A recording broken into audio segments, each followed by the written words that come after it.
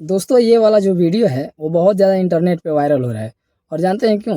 क्योंकि खेसारी लाल के एक शूटिंग के दौरान जब वो फ़िल्म शूट कर रहे थे तब उनके शूटिंग पे उनके माता-पिता का आगमन होता है।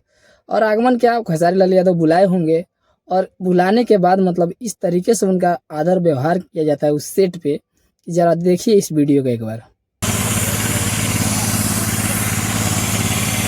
पानी लाओ। जल्दी लो। इस तरीके से अगर स्वागत किसी भी परिवार का होता है तो समझ जाना चाहिए खेसारी लाल यादव की ज़िंदगी में उन्होंने बहुत चीज़ परचेस कर लिया है।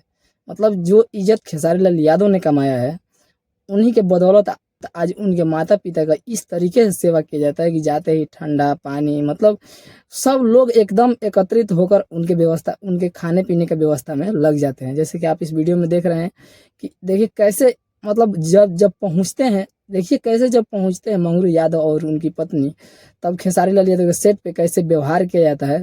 मतलब इसको बोलते हैं ना, ये वीडियो देखने के बाद ये लग रहा है खेसारी लाल यादव ने, पिताजी ने बहुत कुछ परचेज़ किया है।